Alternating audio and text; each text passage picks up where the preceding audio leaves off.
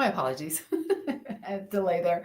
Hello, everyone. I'm Lizette Gabriel, and I work as a librarian in the Business and Economics Department here at the Los Angeles Public Library.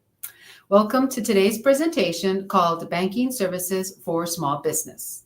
This program is brought to you by the Los Angeles Alliance for Economic Inclusion, also known as AEI, and the Los Angeles Public Library. Today's presenters are Michael Bailey and Courtney Davis, AEI volunteers. This program will cover key topics, including how to choose the right bank and build a strong banking relationship, various financing options and types of lenders available, tips on identifying and avoiding small business frauds, scams, and cybersecurity threats. This event aims to equip you with practical knowledge and to make informed banking decisions for your business. Please send us your questions throughout the program, and we will have a Q&A session after the presentation. I also want to remind you just a few little housekeeping kind of tools or tips. If you have a YouTube account and you want to make comments or you want to ask questions of our presenters, please log into your account so that you can engage with our presenters. The second one, if you have any problems whatsoever on the technical side, please put them on the comment section and I will try to address them and help you out. And then the third one, yes, this program is being recorded. So if you cannot make it through the rest of the program, or if you can't stay or anything for any other reasons, please be aware that it is being recorded and it will be uploaded to the library's YouTube channel right after we finish. All right, so now I'm going to pass it over to Michael. Thank you for the introduction. And we'd like to thank the Los Angeles Public Library for hosting today's Money Smart workshop on banking services available for small businesses. My name is Michael Bailey, and I'm joined today by my co-presenter, Courtney Davis. Next slide, please. This presentation represents the views of the speaker and not necessarily those of the organizations they represent. The content of this training is not designed or intended to provide authoritative financial, accounting, investment, legal, or other professional advice.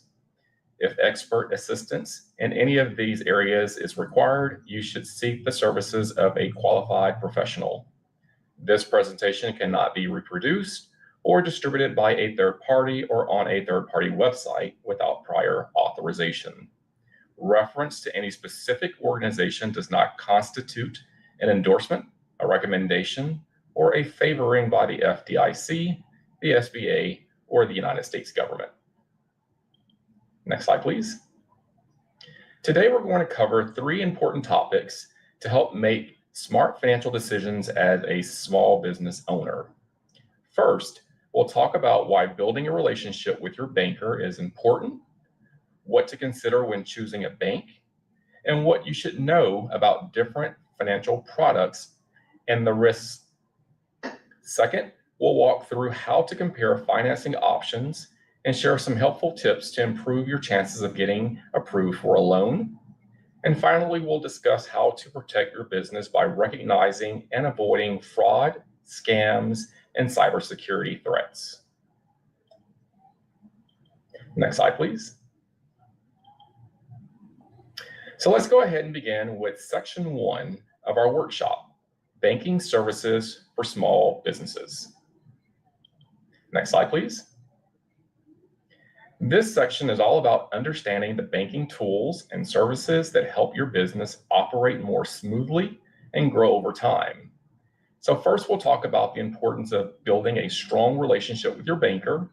This connection can provide ongoing support, helpful insights, and even access to financial opportunities as your business grows. Next, we'll look at how to choose the right bank. This means thinking about things like fees, services, convenience, and how well the bank understands small business needs. We'll also cover common account services, including checking accounts, debit cards, and savings and other deposit options so you understand what's available and how these tools can help manage your cash flow. Finally, we'll touch on other useful services like payroll and merchant services, which can help you streamline operations and better serve your customers. So let's jump into what it means to build a banking relationship. Next slide, please. So let's start by talking about the value of building a relationship with your bank. As a small business owner, it's helpful to know more than just the bank's phone number or app. Get to know the people like your loan officer, account representative, or local branch manager, as they can be great resources. Take time to explain your business, what you do, what challenges you face, and what you might need in the future. This helps them tailor advice and services that actually fits your business needs. Also, don't underestimate the power of your banker's network. They often know other professionals or opportunities in the community that could help you. A simple step like inviting your banker to visit your business can go a long way in strengthening the relationship. And lastly, keep the lines of communication open. Whether things are going well or you hit a bump in the road, staying in touch can make all the difference. Next slide, please. Now let's talk about how to choose the right bank for your business. This isn't just about picking a name you've heard or the closest branch. It's about finding a partner that fits your business needs. Start by thinking about what's important to your business. Do you need access to lines of credit, low transaction fees, online banking tools? These are things to consider. Next, take time to research. Look at different banks, large and small, traditional and online, and see what they offer. Visit their websites, talk to a banker, and ask questions. Then compare. Don't just go with the first option. Compare fees, services, convenience, and how responsive they are. Taking time to make the right choice can pay off in the long run. Next slide, please. As you're doing that comparison, here are a few specific features to look more closely. What's their customer service like? Do they take time to understand small business? How easy is it to access your money online, in person, or by phone? Are their technology tools modern and user-friendly? And do they offer products that are truly built for small businesses? One important thing to note, business accounts often do not have the same legal protections as personal accounts. So it's especially important to review the fine print. Next slide, please. Now let's take a moment to talk about FDIC insurance, a critical component of your money. First, coverage is per depositor. That means it applies to each individual or legal entity, including businesses, nonprofits, and government agencies, regardless of whether they are a U.S. citizen or resident. Second, the standard insurance amount is $250,000 per depositor, per insured bank, and per account ownership category. So for example, if your business has a separate account from your personal account, each account may be covered up to $250,000 at the same bank. To find out exactly how your funds are protected, you can use the FDIC's free tool, the Electronic Deposit Insurance Estimator, or EDI, at edie.fdic.gov. And just a quick note, credit unions are typically insured by the NCUA, not the FDIC. While coverage amounts are similar, there may be some differences in the details, so be sure to review those if you use a credit union. This kind of protection offers peace of mind, knowing your funds are secure, even if something happens to the bank. Next slide. Now that we've talked about choosing the right bank, let's look at the actual services banks can offer to support your business day to day. First, you have your business checking accounts. These are the core of your day-to-day operations where you handle deposits, pay vendors, and manage expenses. Most of these accounts come with business debit cards, which let you make purchases or withdraw cash directly from your business account. Then there are savings accounts and certificates of deposit, or CDs. These can help you set aside money for future needs, and CDs usually offer a fixed interest rate if you're willing to leave the funds untouched for a set period. Many banks also offer credit cards, which can help with short-term financing or emergency purchases, and can sometimes offer cashback rewards or expense tracking tools.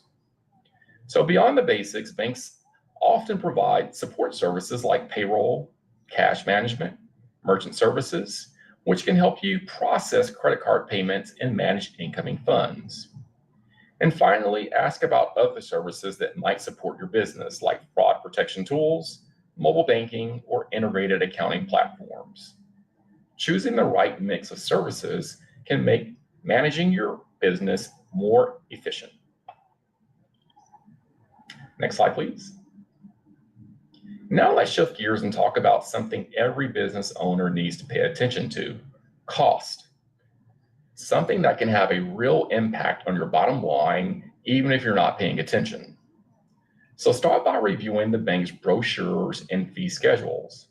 These documents outline the features of each account and the costs tied to them, like monthly maintenance fees, check processing charges, and overdraft protection. It's your first look at what day-to-day banking might cost your business. You'll also want to look at the account disclosures.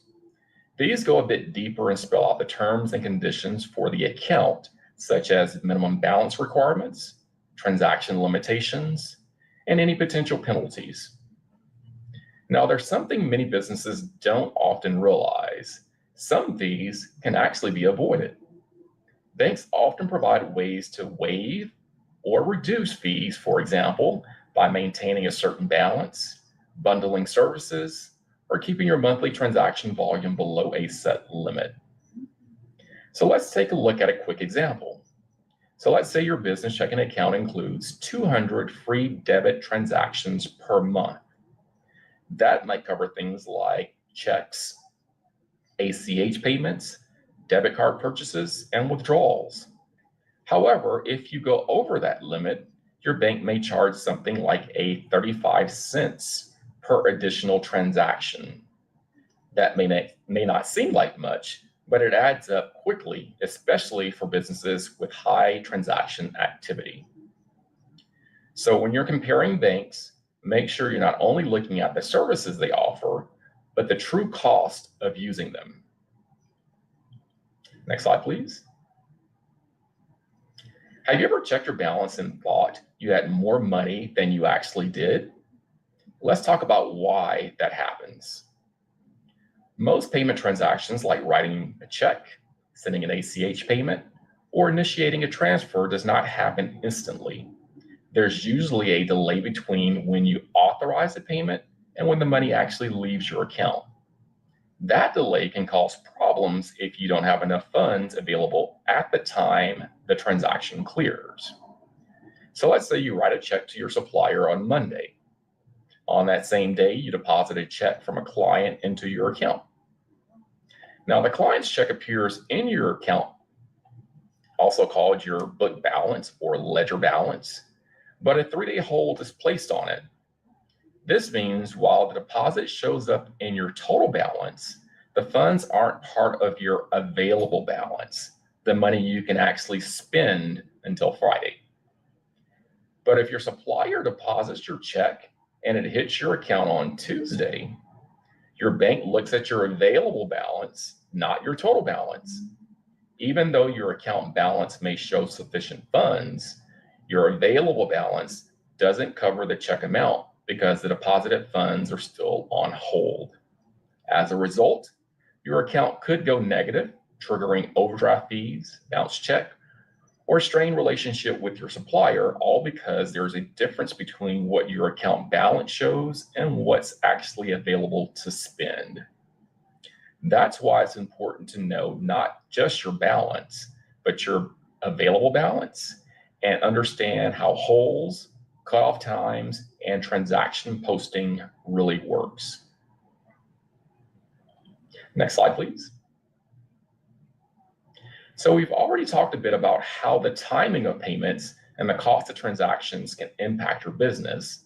Now let's connect that account, specifically your business checking account. This account is often the hub of your business financial activity, so choosing the right one and understanding how it works is key. First, think about your transaction volume. If you remember from earlier, we discussed how some accounts charge extra if you go over a set number of transactions. That's why it's important to choose an account that matches your monthly activity, like deposits, outgoing payments, and debit card use. Getting this right can help you avoid unnecessary fees. Second, be aware of the rules that apply to check payments. While we've touched on payment timing earlier, here we're emphasizing your responsibility as a business owner. Check handling is governed by both your bank's terms and conditions and by state and federal law. If something goes wrong, like a forged check, it's often up to the business to catch and report it quickly. For example, under the Uniform Commercial Code, or UCC, your business could be held responsible for losses if a forged or altered check goes undetected, especially if the bank believes you didn't take reasonable steps to protect your account. Third, banks may review your history through systems like check systems when you open an account. This helps them assess risk based on your past banking activity. If you've had issues in the past, it's better to know about them up front so you can be prepared. Next slide. Payroll can be one of the most confusing parts of running a small business, so here's how banks can help simplify it. The bank isn't actually processing your payroll for you, but they do offer tools and services to help you manage it more easily. Here's what that can look like. Direct deposit. The bank can help you set up direct deposit so your employees are paid directly via ACH that is deposited into their bank accounts. Thus, there's no need for paper checks. Separate payroll accounts. They can also help you open a dedicated account just for payroll. This keeps payroll money separate from your operating funds, making it easier to track and adds an extra layer of protection. Access to payroll tools. Some banks provide payroll software, or they partner with payroll providers. These tools help you calculate pay, deduct taxes, create pay stubs, and file payroll reports accurately. So no, they're not running your payroll for you, but they make it easier for you to do it, especially if you're doing it yourself or just starting out.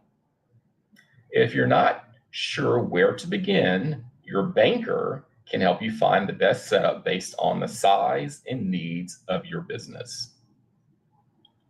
Next slide, please. So cash flow is a movement of money into and out of your business. It includes the money you earn from customers and the money you spend on expenses like rent, supplies, and payroll. For many small businesses, managing cash flow is one of the most important and sometimes most overlooked parts of staying financially healthy. Banks support this in two ways: cash management tools and merchant services. Cash management refers to the tools and services that help track and organize your business finances. A bank may help by setting up automatic transfers to move money between your accounts, like your payroll and your operating account, sending low balance alerts or daily balance summaries, helping you create a system for keeping detailed financial records. So these services help ensure there's enough money available when bills are due, and they reduce the risk of overdrafts or missed payments. Merchant services makes it possible to accept electronic payments from customers like debit and credit cards. Banks often provide card readers for in-person sales, online payment processing options, and tools that track and report incoming payments. Accepting electronic payments securely and efficiently can speed up how quickly money comes in, helping stabilize your cash flow. Next slide, please. So many people are familiar with checking their account balance, but they may not be in the habit of doing a full reconciliation. For a business, though, taking the time to reconcile your accounts regularly is one of the most important financial habits you can build. So reconciliation means comparing your bank records with your own records like check registers, invoices, or bookkeeping software to make sure everything matches. This step is critical because it helps catch errors such as duplicate charges, missed deposits, or bank mistakes. It allows you to spot fraud or unauthorized transactions quickly while there's still time to act. It confirms whether checks have cleared or not, which is important when paying vendors and contractors. And it ensures you're basing your decisions on accurate account balances, not estimates or assumptions. Missing just one of these can cause cash flow problems, bounce payments, or other issues later on. Even if you're a sole proprietor or small business owner, reconciling at least once a month is essential. Some businesses reconcile weekly, especially when handling a high volume of transactions. So your bank may offer tools like transaction exports, remote deposit reports, or alerts that make this easier. If something doesn't look right, don't wait. Contact your bank right away. The sooner issues are addressed, the easier they are to resolve. Next slide, please.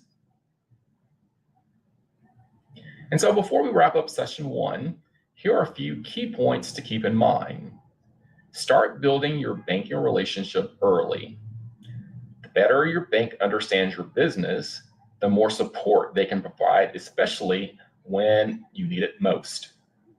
Choose a bank that fits your business needs. Look at more than just location. Consider their customer service, technology tools, and how well they understand and serve small businesses. Security matters. Make sure you understand how to safely access your accounts and how to protect your business from fraud and errors.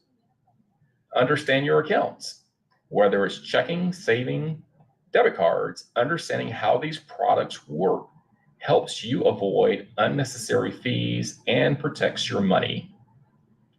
Use banking services to work smarter, not harder.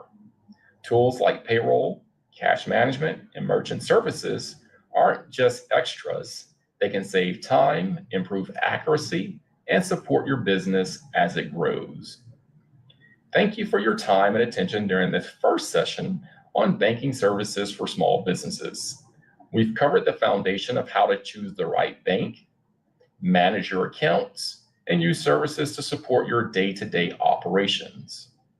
Up next, Courtney Davis will take us into session 2, while you'll learn how to evaluate financing options and improve your chances of getting approved for a business loan. Thank you so much, Michael, for the awesome job you've done so far. Section 2 looks at financing options and sources. We will also look at financing readiness, including the 5 C's of credit, loan readiness checklist, and understanding the cost of financing. Next slide, please. So let's start with the financing options available to small business owners. And they are personal savings, gifts, and informal loans, business installment or term loans, business lines of credit, business credit cards, special purpose loans and loan guarantee programs, and other financing options. Next slide, please. According to the US Census Bureau 2012 survey of business owners, personal savings were the top source of startup capital. Entrepreneurs often use their own savings, receive gifts, or get informal loans or investments from family, friends, or other individuals to start and grow their business. Payments towards informal loans must be part of the business cash flow until they are forgiven or paid off. And gifts may be accounted as business capital. Next slide, please. Let's discuss financing options, terms, or installment loans. Business installment or term loans generally are used for purchasing a vehicle, equipment, or real estate. Installment loans involve a one-time disbursement of funds, followed by regular repayment of principal and interest over a fixed period of time. In this example, $1,500 is being borrowed. Monthly payments are $120, and it will be paid off in 15 months. It's repaid in installments, including interest. Term loans provide predictable payments for businesses. But unlike lines of credit, a business may have to submit a new application to borrow additional funds. In some cases, you may wish to pay off the loan early. So be sure to ask about any prepayment penalties when you are loan shopping. To secure the loan, the bank will record a lien on the real estate, equipment, inventory, and maintain an ownership in the collateral until the loan is repaid. Next slide, please. Business lines of credit or revolving business lines of credit typically are used to meet short-term cash flow requirements to meet operational expenses. This type of credit line is used to meet short-term needs such as inventory purchases, funding accounts receivables, and unexpected expenses. Credit lines are generally secured with business assets such as accounts receivables, equipment, or business-owned real estate. Small lines of credit may also be available for overdraft protection on a business checking account. This loan requires annual credit review and renewal based on performance, that is, length, tax returns, personal and business credit reports. There is not a lump sum disbursement when you open the line. You draw on the line as you need funds. As a credit line is for meeting short-term needs, lenders usually require a period of time, usually 30 days, when there is no outstanding balance. If this is a requirement, it will be in the loan documents. You make monthly payments based on outstanding balance. Next slide, please. Credit card allows you to make purchases using a credit line offered by the bank issuing a credit card. These cards have a grace period in which no interest is incurred if payment is made in full by due date. Paying your business credit card balance in full and on time may help your company build credit history and help you avoid paying interest on purchases.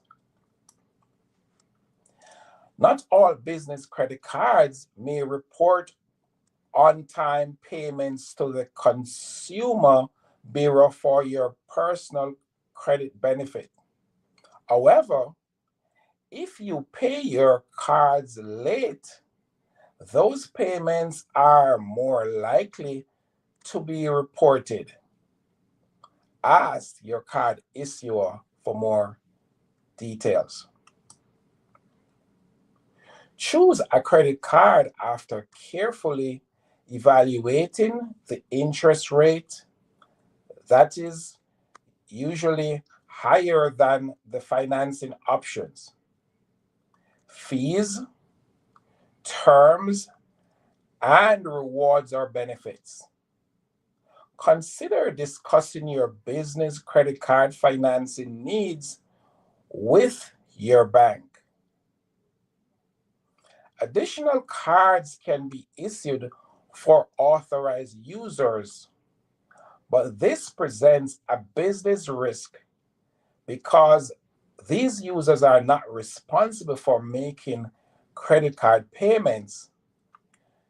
Your liability for the unauthorized use of credit cards can be greater for business credit cards than for consumer cards. Before requesting a card, read the contract and speak with the bank about your responsibilities. If you have a card that you are not using, store it in a secure place. Next slide, please. There are government programs for small businesses. The Small Business Administration guarantees repayment for a certain portion of the line of credit and term loan that participating lenders make and service, allowing them to approve loans they otherwise would not. In addition, the SBA microloan program provides direct loans and grants to eligible nonprofit microlenders so that they may provide loans of up to $50,000, business training, and technical assistance to newly established and growing small businesses. Certain borrowers, such as veterans or victims of disasters, may be eligible for special SBA loan programs. More information on these programs can be found at www.sba.gov. Next slide, please. special purpose loans, and additional government programs. Veteran and military member loan programs. For current and former service members, business loan guarantee programs available through the SBA. Disaster loan programs. For small businesses affected by natural and other disasters. The SBA directly administers emergency loan programs.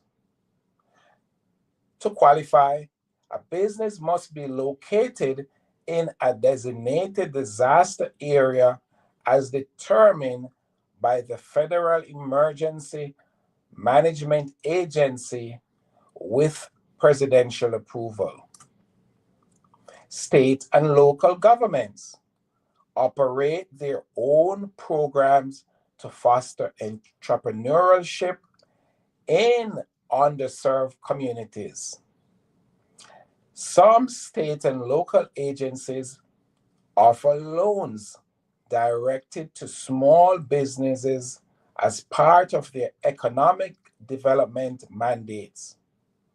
In addition to operating loan guarantee programs that are implemented by participating private sector lenders.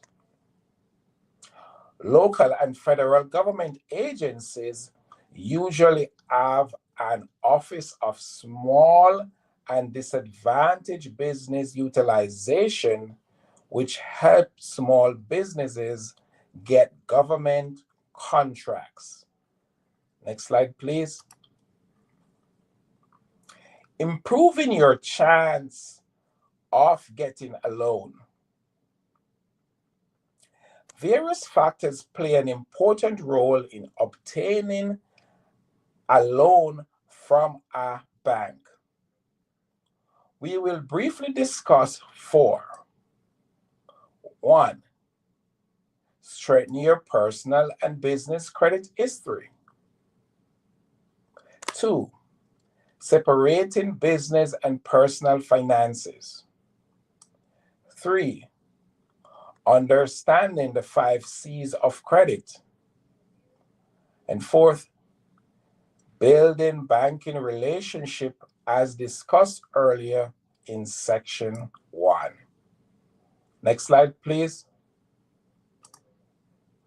When deciding to approve a business loan or line of credit, lenders will generally consider the credit history of the business owners along with the financial performance of their business. They will typically use a personal credit score to evaluate a loan applicant. A number of financial institutions use FICO credit scores that consider one's payment history, debt burden, length of credit history, type of credit, and recent credit inquiries.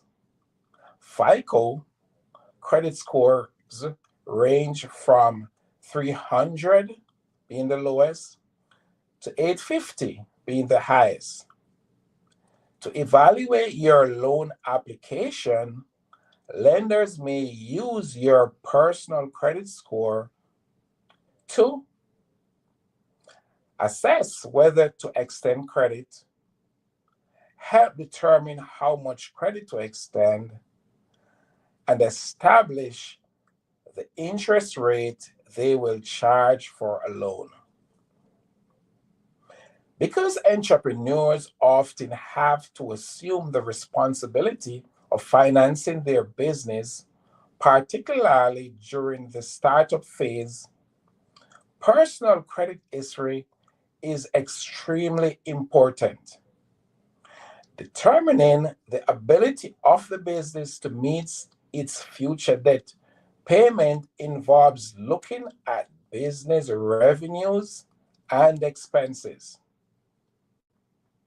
Another key factor is the business history of meeting trade credit obligations to suppliers.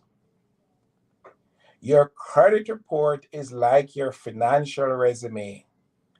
It tells your story as a borrower.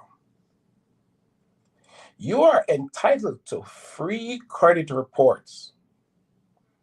One free credit report every 12 months from each of the three major credit bureaus: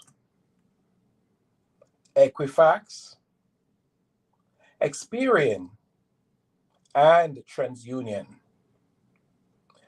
But here is the good news.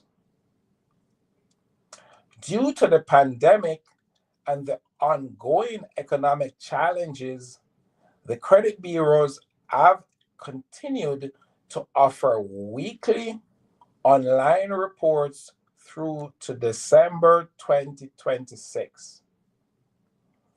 You can access your report from each of the agencies at annualcreditreport.com. Next slide, please.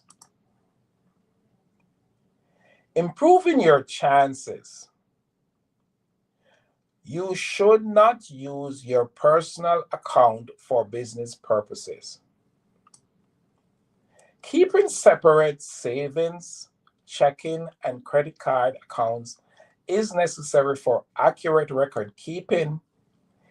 It is also essential for tax reporting, and it may be legally required depending on your corporate structure. Keeping accounts separate is easier with online banking and business accounting software. If you know you plan to seek financing in the next 1 to 2 years, consult with your tax advisor or accountant. Showing no net profit or conservative losses on business tax return could make it difficult for a business to demonstrate its ability to pay back the loan. Lenders require documentation to support their analysis. Requested documents vary depending on the loan amount and the underlying collateral. Keeping orderly business and personal records are extremely helpful and necessary when you are seeking financing. Next slide, please. The 5 C's of credit. Lenders use the 5 C's of credit to decide whether to approve a business loan and at what terms. These help them measure risk and assess your ability to repay. So the first C is capacity. And this is your business ability to repay the loan. Lenders will review your cash flow, income, financial statements, and tax returns to ensure you can handle loans payment. Collateral. Collateral is something valuable. You pledge like equipment or inventory in case you can't repay the loan. While lenders prefer to be repaid through income, they want collateral as backup. Credit history. This includes your personal and business credit scores, payment history, and how you have managed past debts. Lenders like to look at both owner and business credit reports. Condition. These refer to how you will use the loan. Example, to buy equipment or expand, and also to broader factors like industry, local economy, and business competition. And last but not least, character. Character includes your business reputation, trustworthiness, and track record. Lenders may consider references, online reviews, and your experience in running a business. Next slide, please. Key points to remember, important takeaways. Types of financing available for a business include self-financing, angel investors or venture capitalists, crowdfunding and peer-to-peer lenders, lines of credit, and installment loans. Understanding the features of traditional lines of credit and installment loans can help you evaluate other financing options that you're considering. Your business may qualify for government programs such as loan guarantees from the SBA and various state and local governments. Depending on the purpose of the loan, revenues and other characteristics such as business location and ownership are important. Financing accounts, receivables, leasing, inventory factoring, and merchant cash advances are alternative financing options that may be available at banks. You should carefully evaluate the terms and conditions of these facilities. Next slide, please. Your chance of getting a loan may improve by A, understanding how lenders use your personal and business credit history. B, understanding the 5 C's of credit. C, maintaining separate personal and business records. And last but not least, D, preparing to apply for a loan before contacting the lender. This brings me to the end of my presentation. I certainly hope you found the information I presented useful and informative. Now it's over back to my colleague Michael, who will take you through to the end of this presentation. Thank you. Excellent presentation, Courtney, on financing readiness and the 5 C's of credit. Fraud and scams have a serious impact on small businesses, not just financially, but also in terms of trust and reputation. Every business, no matter the size, should take steps to protect itself. Banks can be a key partner, in helping you reduce risk. While they can't prevent fraud completely, they can provide tools, advice, and protections to lower your chances of becoming a victim. Here are a few things to ask your bank about.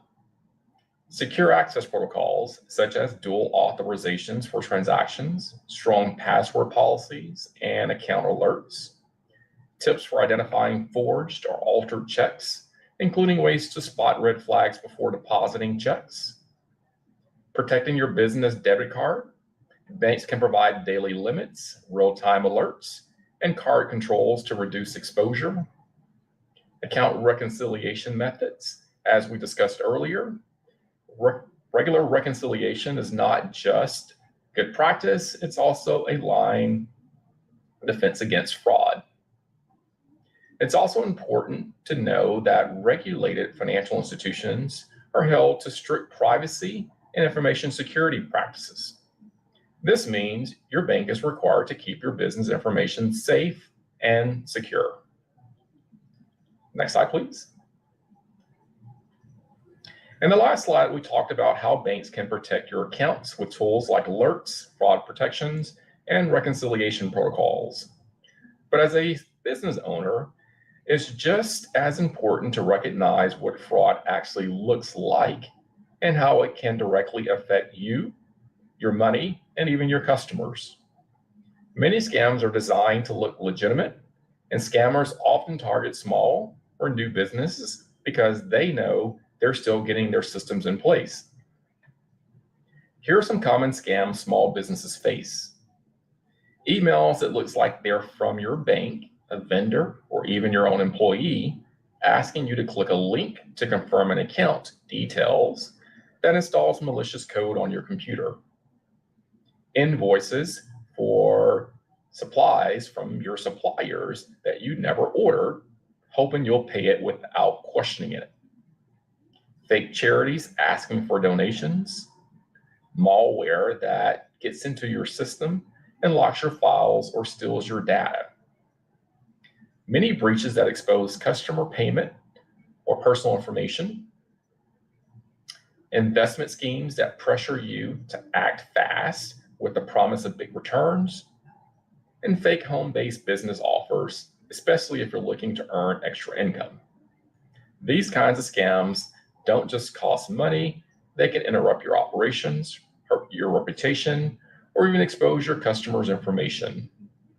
If your business falls victim to scam, you may be legally responsible for what happens next, especially if customer data is compromised.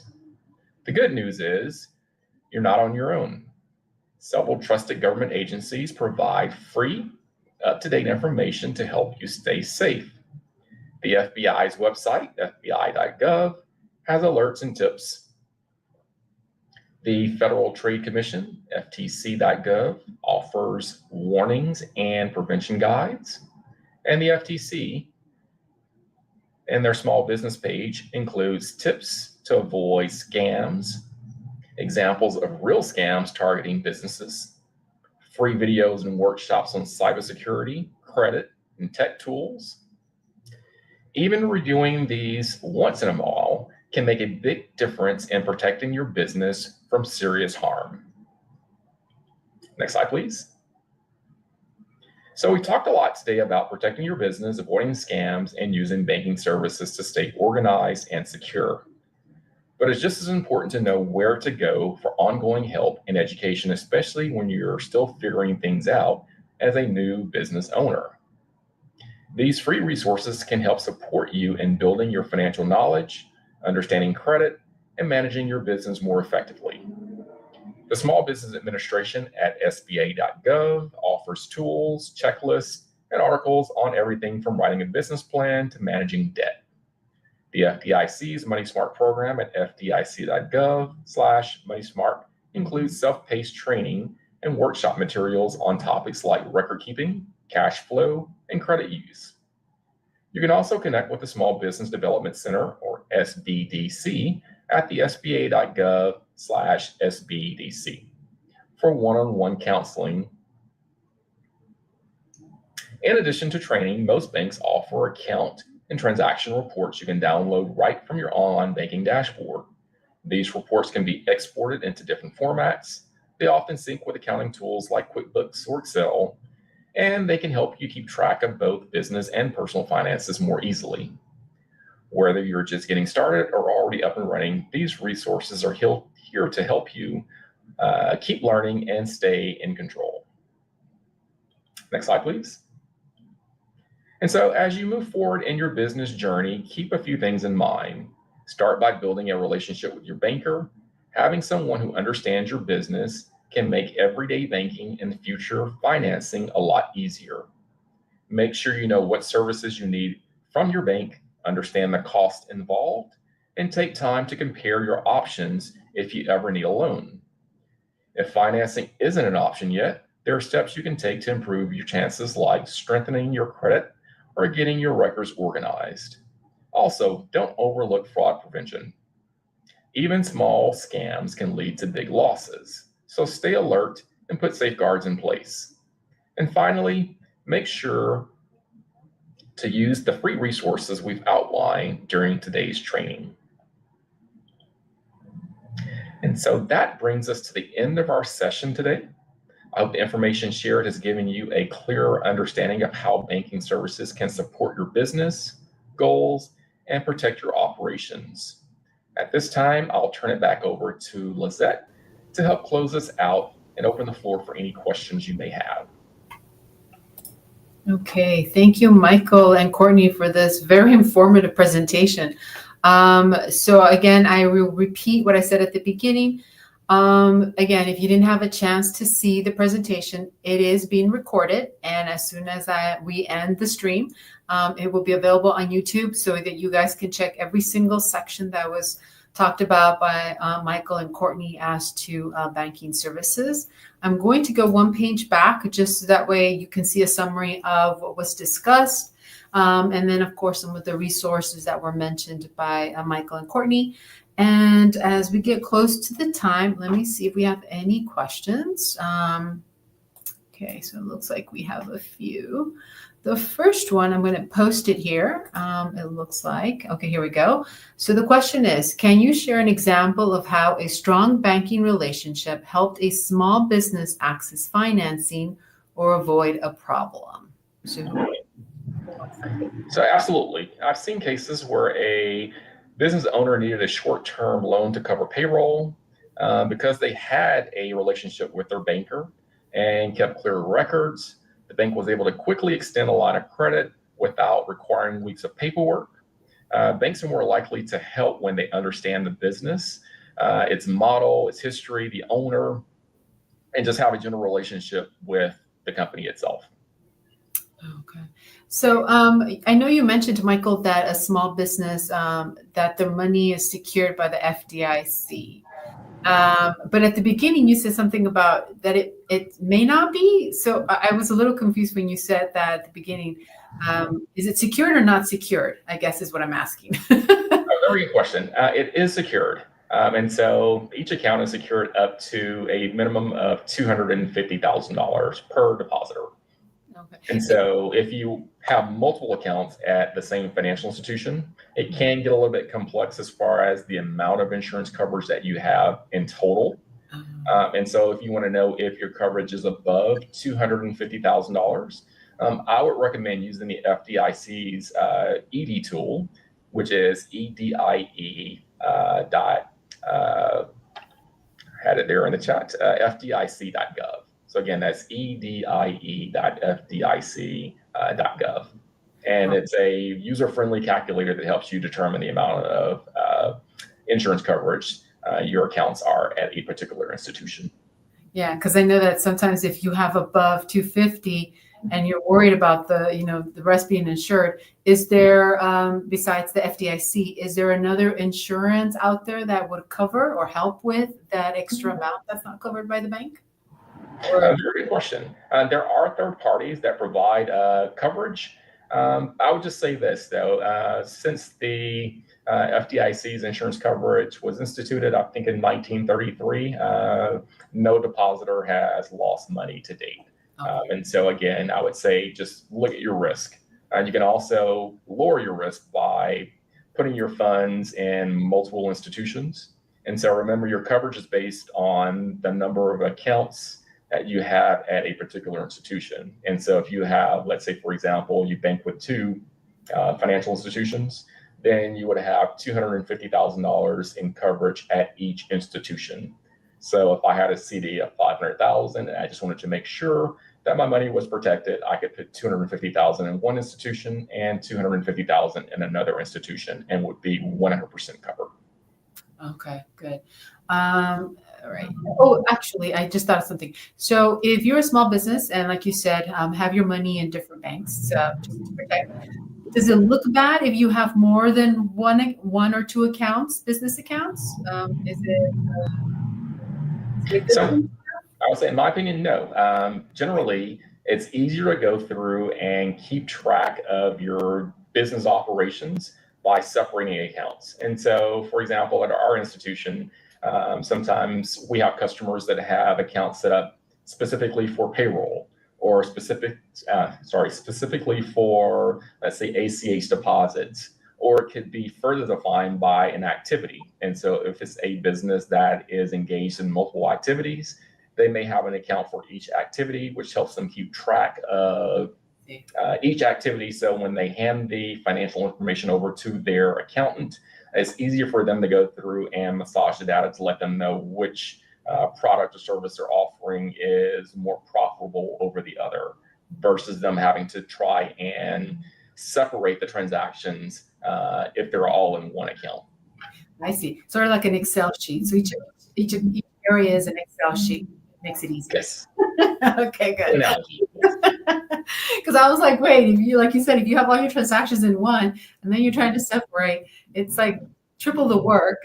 So yeah, okay, I get it. Oh, that's a great. All right. So okay, so it looks like we have another question here. What should I know and be prepared to discuss when meeting with a banker about a small business loan? All right, so that's a great question. What I would say to a small business owner before meeting with a lender, be prepared to clearly explain what your business does. That is critical. How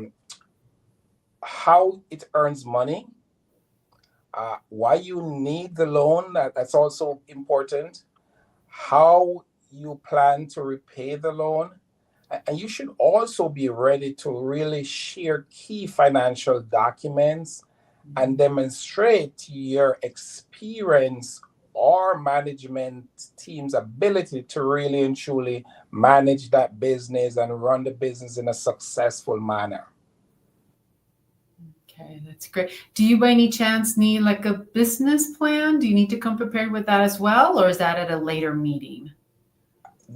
It would be great to have the business plan at day one, because it really shows that you're organized, and more importantly, that you know exactly, as I said, how your business makes money, what your business entails, and all of the little details that go into a business plan. So all of that would be there, and it would show to the bank that you are really someone who understands your business and understands the industry.